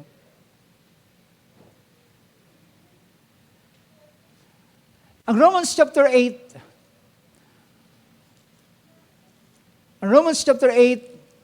ay nangungusap ng ganito. Pinakita ng verse 16 to verse 17. O verse 15, sapagkat hindi ninyo muling tinanggap ang espiritu ng pagkaalipin sa ikatatakot na tapat tinanggap ninyo ang espiritu ng pagkukupkop na dahil dito'y tayo'y sumisigaw ng Aba Ama o Aba Father. So dito pinapakita natin, dapat ang ating magiging mindset is not a slave's mindset, but isang a son, kagaya ng isang anak. Kaisipan, dahilan ng tinanggap nating espiritu ay hindi para tayo maging alipin, kundi ang espiritu na tinanggap natin ay para makilala natin na tayo ay anak ng Diyos. Sons by which we cry out, Abba Father. The Spirit Himself, ang Espiritu ng Diyos, kasama ng ang Espiritu rin ang nagpapatotoo, kasama ng ating Espiritu, na tayo'y mga anak ng Diyos. At kung mga anak, sa verse 17, at kung mga anak ay mga tagapagmana nga at mga tagapagmana sa Diyos at mga kasamang tagapagmana ni Kristo, kung gayon ay mga makipagtiis tayo sa Kanya upang tayo lumaluwalhati namang kasama niya. On this verse ay pinapakita dito na tayo ay joint heirs with Christ. Kasamang tagapagmana ni Kristo. Siyang tagapagmana ng lahat ng mga bagay. Ang lahat ng bagay ay siyang appointed heir. He will heir. Ang inheritance na makukuha niya, ay makukuha niya ang kabuuan ng lahat. Pero pinakita rito ng verse 17, and if children, then heirs also, heirs of God, and fellow heirs. See, pinakita rito. Joint heirs sa ibang version. Fellow heirs with Christ, if indeed we suffer with Him, that we may also be glorified with Him. Alam niyo ba ang pinapakita sa ganitong bagay? Lahat ng mamanahin at minana ng ating Panginoon ay tayo ay magmamana rin. Tayo ay tatanggap din ng ganitong bagay. The authority. Alam niyo, isang bagay na sinabi ng ating Panginoon. Sa Book of Revelation chapter 3, verse 14, or rather sa bandang huli ng pagbibigay ng reward sa Laodicea, chapter 3, sa verse 21, pinakita ron, he who overcomes, I will grant to him to sit down with me on my throne, as I also overcame and sat down with my Father on His throne. Ano bang pinapakita rito? Magkatabi sa upuan? No. Kundi pinapakita the same authority na meron siya ay kanyang isi-share sa bawat isang overcomer. At sino yung mga overcomer na ito? Sila na maiingatan nila ang kanilang birthright. Alam niyo ba mga kapatid, nang bawat isa sa atin ay ibinigay ang karapatan ng pagkapanganay. Ulitin ko, ang bawat isa sa atin ay binigay ang karapatan ng pagkapanganay. At sa ganitong kadahilanan, ay tayo ay makakasama ng lahat, makasama sa lahat ng bagay na kanyang mamanahin ay mai-share at may babahagi sa bawat isa sa atin. Merong isang talata na pinapakita rito ng banal na kasulatan. Ang Hebrews chapter 12. Ang Hebrews chapter 12 ay nagsasabi ng ganito. Sabi ng verse 18 ng chapter 12 ng book of Hebrews. Sabi ng verse 18, sapagkat hindi kayo nagsilapit sa bundok na nahihipo at nagliliyab sa apoy at sa kapusikitan ng kadiliman at ng unos. So pinapakita niya na ng ating paglapit ay hindi sa bundok ng Sinai na kagaya ng ibinigayang First Covenant. Nang ibinigay ang First Covenant, ay naroon sila sa bundok ng Sinai na hindi nila kayang tagalan ang hugong ng trumpeta, ang dagundong ng mga kulog at lakas ng pagyanig ng lindol. Hindi nila kayang tagalan at sabi nila kay Moses, wag na ang Diyos ang mangusap kundi ikaw na lamang. So, ibig sabihin, this is the first covenant. Pero mga kapatid, hindi yun ang paraan ng covenant na tayo'y pumasok. Diba? Hindi yan ang paraan ng covenant na tayo pumasok. Hindi tayo nakapasok doon sa first covenant sa pamamagitan ng mga laws. Tayo ay nakapasok sa panibagong tipan sa pamamagitan ng biyaya ng Diyos. And to the blast of a trumpet and the sound of words, which sound was such that those who heard begged that no further word be spoken to them. Moses, wag nang Diyos ang magsalita sa amin, kundi ikaw na lamang. For they could not bear the command. If even a beast, na kahit ang isang hayop na hihipuin ang bundok, siya ay kinakailangang patayin at batuhin hanggang sa siya'y mamatay. And so terrible was the sight that Moses said, I am full of fear and trembling. Sabi niya, ako ay puno ng pagkatakot at ako'y nanginginig. Verse 22. Ngunit, nagsilapit kayo sa bundok ng Sion. Well, meaning to say, this the second covenant. Nagsilapit kayo sa bundok ng Sion, sa bayan ng Diyos na buhay, ang Jerusalem sa kalangitan at sa mga di mabilang na hukbo ng mga anghel. At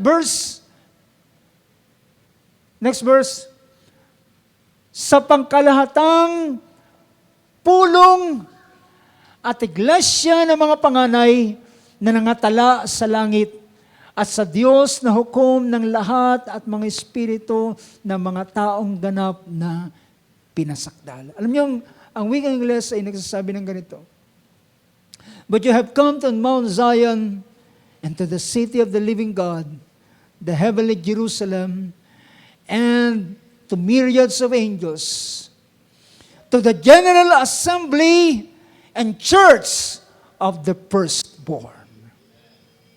To the general assembly at iglesia ng mga panganay. Ang bawat isa ay ginawang kabilang at ginawang mga panganay para magkaroon sila ng karapatan sa mga bagay na gustong ibigay ng Diyos. Dahilan kung hindi sino man ay panganay, ay hindi sila magkakaroon ng rights ng ganitong bagay. Jacob is not a firstborn. Hindi siya ang panganay, pero siya ay ginawang panganay. At ang pribilehiyo at lahat ng pagpapala, well, mga kapatid, dumaan man siya sa ilang mga bagay na mas salimuot sa kanyang buhay. At sa bandang huli ng kanyang buhay ay ika-ika siya. Pero mga kapatid, ang mahalaga ay nakamtan niya, hallelujah, ang pagpapala ng Panginoon, ang pag-iingat ng Diyos at ang manifestation ng paggawa ng Panginoon ay kanyang naranasan sa kanyang buhay. And brothers and sisters, ang bawat isa sa atin ay ginawa tayong mga panganay. I shall make him my firstborn.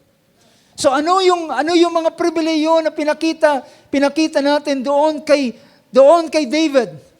Ang lahat ng mga bagay na ito ay pinakita ng Diyos kay David at sabi niya, ang iyong bayan, sabi niya, ang iyong mga anak, kapag sila ay nagkasala, ay papaluin ko sila ng aking pamalo, pero hindi ko aalisin ang aking kahabagan sa kanila. This is God's covenant to David at sa kanyang mga anak. At sabi niya, at ang kanyang pinakita rito ay ang isang tiyak na pagtatagumpay na maranasan ni David. Walang labanan na hindi siya magtatagumpay. Alam niyo ba yan, mga kapatid? Bilang panganay, walang labanan na hindi ka magtatagumpay. How many can say amen to that? Walang labanan na hindi ka magtatagumpay. Provided na ang Diyos ay siyang nasa iyo. Praise God. Lahat ng laban, anumang labanan yan, ay merong isang tiyak na pagtatagumpay. Ito may higante. Ito may pulutong na mga kaaway. Dahilan sa first covenant, mga kapatid, ay binigay ng Diyos para sa Israel. Sabi niya, ang Israel ay magtatagumpay at ang mga kaaway ay dadaan, lulusubin sila sa 100, pero sila'y tatakbo at mangangalat 10,000. Ibig sabihin, sila ay palilikasin at patatakasin dahilan ibibigay ng Diyos sa kanilang kamay ang kanilang mga kaaway. Ang sabi ng Panginoon kay Abraham, aking kang pagpapalain at gagawin kitang pagpapala.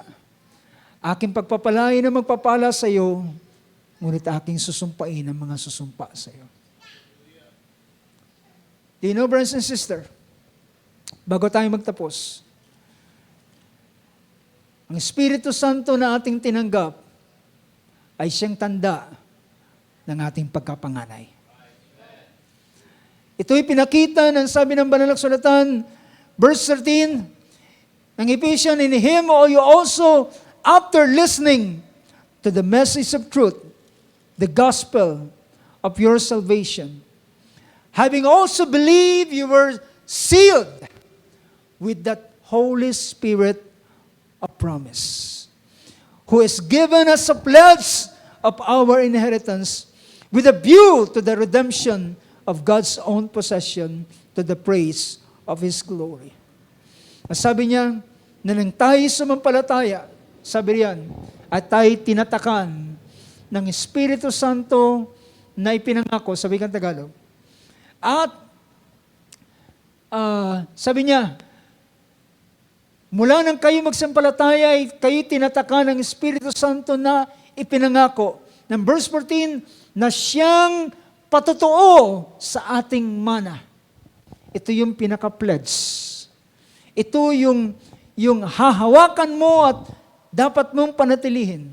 Dahilan yun yung pledge na yan.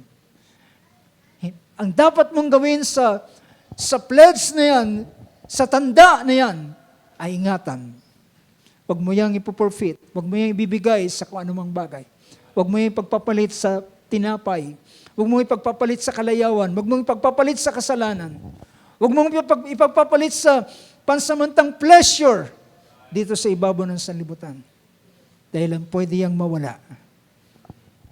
Ingatan mo ang bagay na yan. It is your pledge.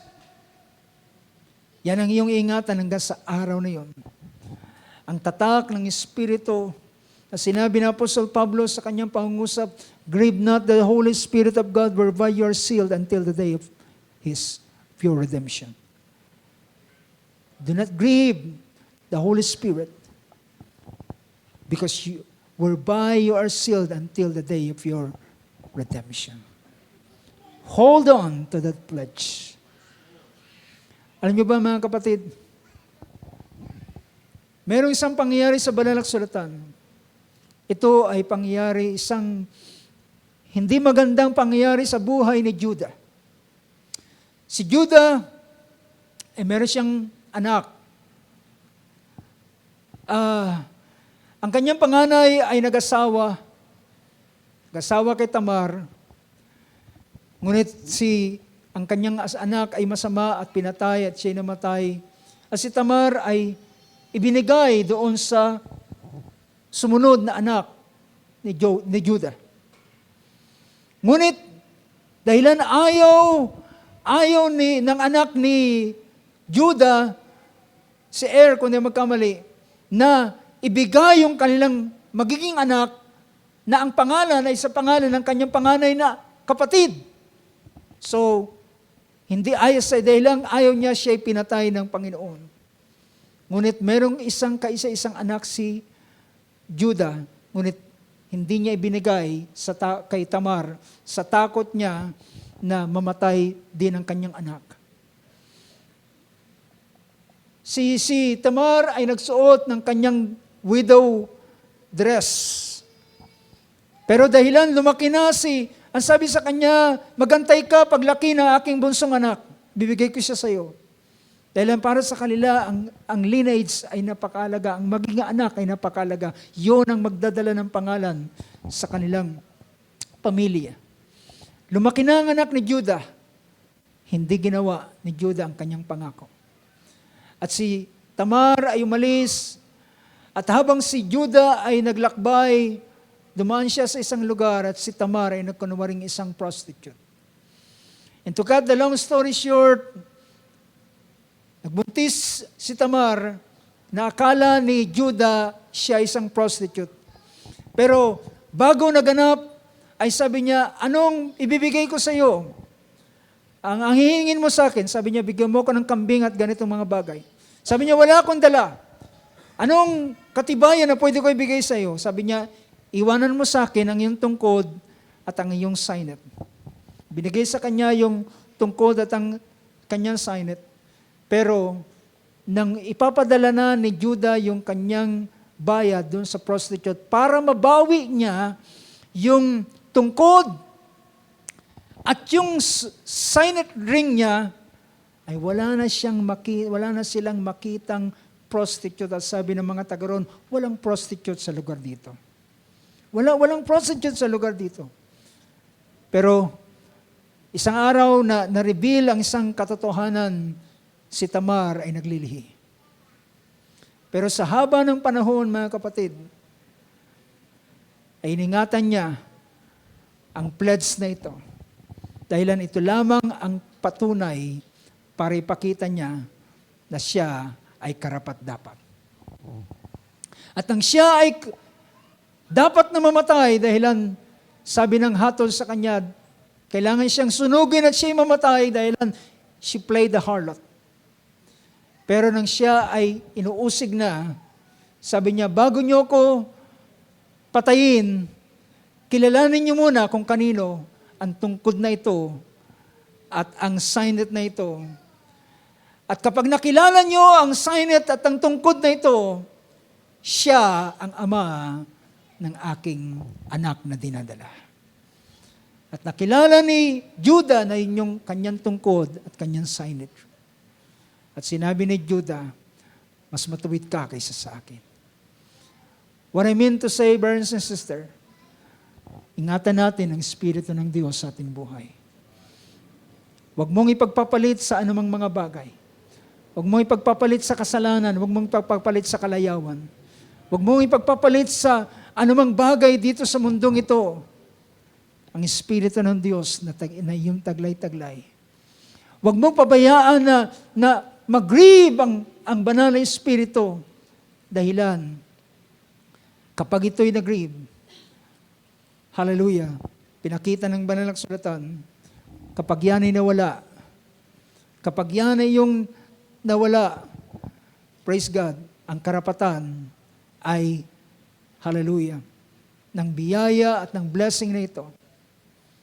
But thank God, mga kapatid, hallelujah, alam ko merong biyayang Diyos at meron siyang lakas na ibibigay upang ikaw ay magtagumpay sa lahat ng mga bagay. Dahilan ikaw ay ginawang panganay,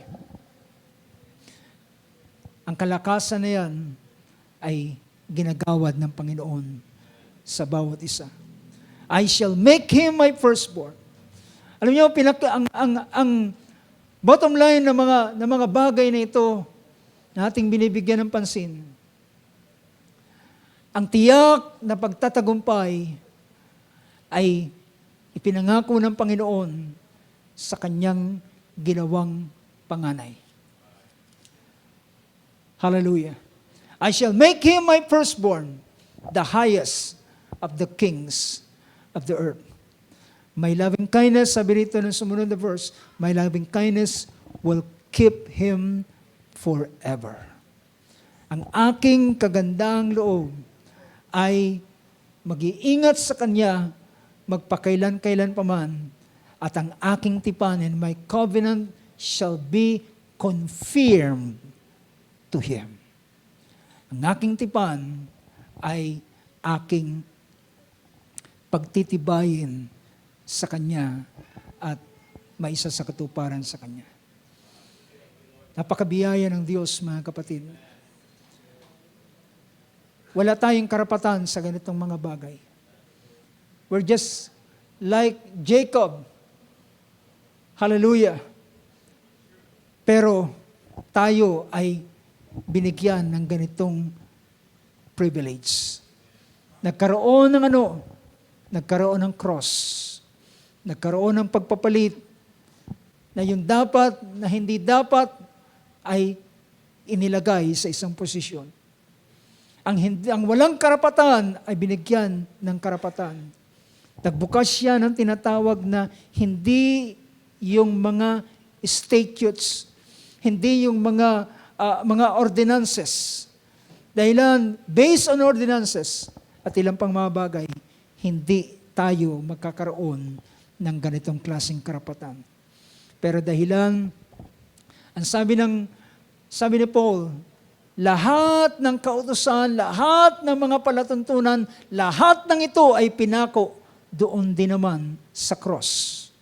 At lahat ng laban sa atin at tayo ay hindi qualified dahilan doon sa batas na yon, lahat ng batas na yon ay inalis para ikaw ay gawing qualified at ibilang na isa sa kanyang panganay at maging kabahagi ng iglesia, ng Church of the Firstborn. Praise God. Palapakan natin Panginoon sa oras ito. Purihin ang Diyos sa kanyang kabutihan sa atin. She will all stand. Hallelujah. Hallelujah. Praise God.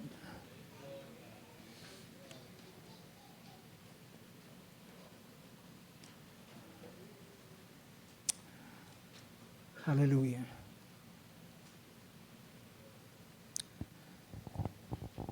Purihin ang Diyos habang ating awitin ang isang awit.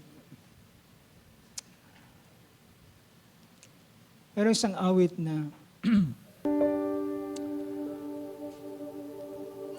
in the cross, yung awit na in the cross,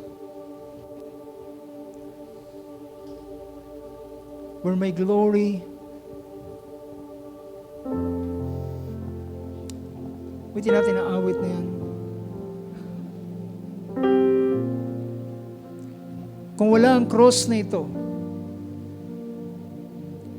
kung hindi pinag-cross ni Jacob ang kanyang kamay, matutupad lamang kung ano ang kostumbre, kung anong sinasabi ng kautusan, anong sinasabi ng mga bagay na dapat na mangyari.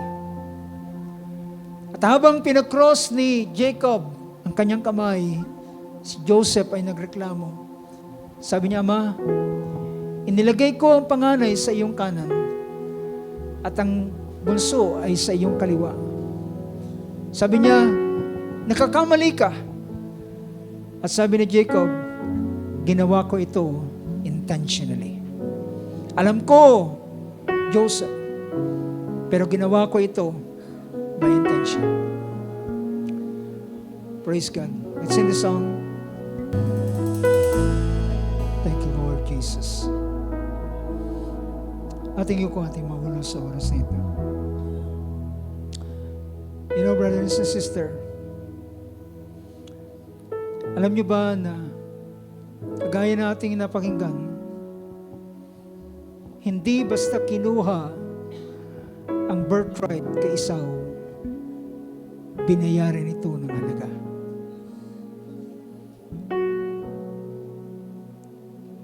I believe it is not a coincidence.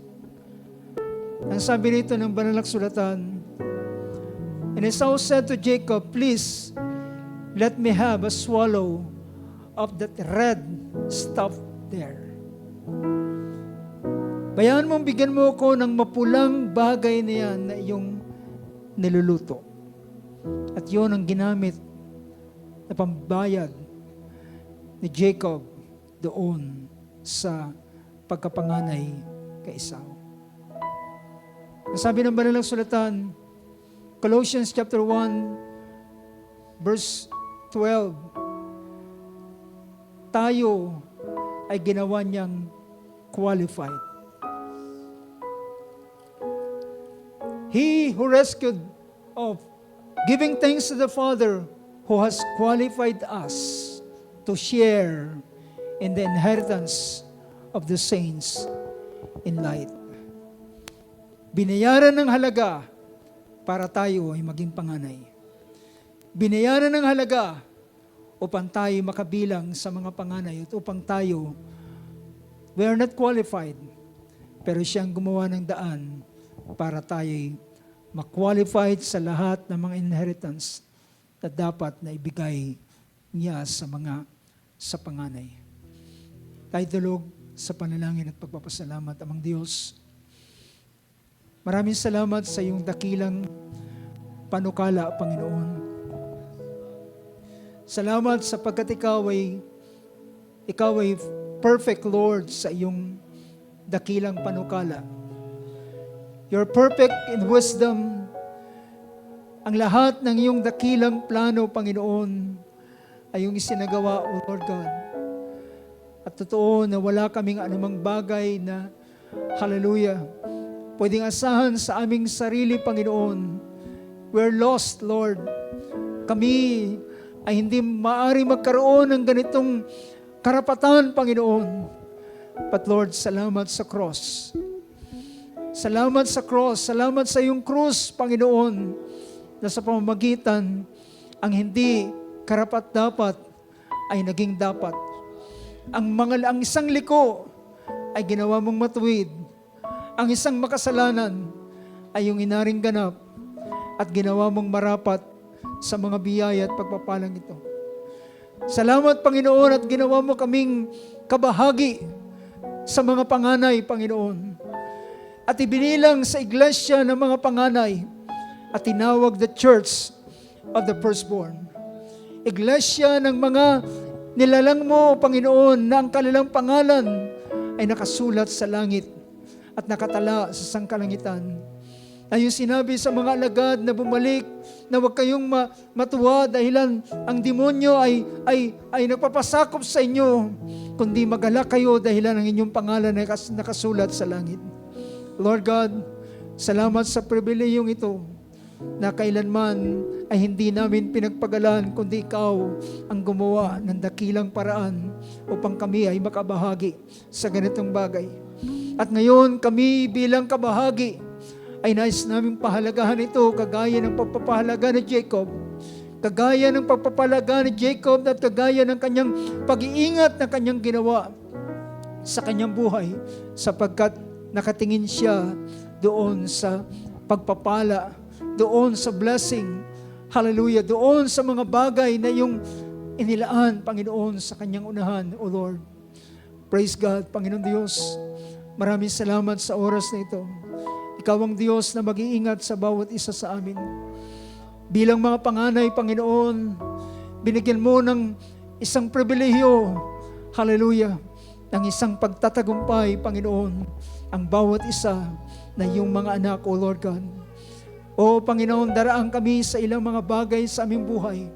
Pero dalangin namin, hallelujah, ang isang katiyakan na yung binigay sa amin dahilan ikaw ay nagsabi dahilan ikaw ay nabubuhay, kami rin naman ay mabubuhay. At kami ay ginawa mong higit pa sa mga mapagtagumpay, Panginoon. At Lord God, hallelujah, ang Espiritu Santo na yung inilagay sa amin ay patuloy namin iingatan at amin itong kakadiliin at amin itong papahalagahan hanggang sa araw ng aming katubusan, Panginoon. Upang sa araw na yon, hallelujah, kami ay kagaya ni Jacob na magtatamasa ng lahat ng biyaya at lahat ng pagpapala na iyong inilaan. But Lord God, on the other hand, ay may mga tatangis at may mga magngangalit ng kanilang ngipin dahilan napalagpas nila ang pagkakataon sa kanilang mga buhay, Panginoon. At na-forfeit nila at nawala nila ang ganitong mga bagay. But thank God for your grace, O Lord. Thank God for your loving kindness na hindi mo iiwan, hindi mo iwawala sa bawat isa. At Lord God, salamat sa lahat ng biyaya at pagpapalang ito. Nais namin kilalanin ka at pasalamatan ka at tanganan ng bagay na ito habang kami naglilingkod sa iyo.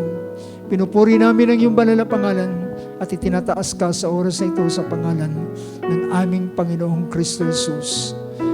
Amen and amen. Palakpakan natin ating Panginoon. As we sing that chorus once again, hallelujah, in the cross, ay tinatawagan ko ating kapatid MC.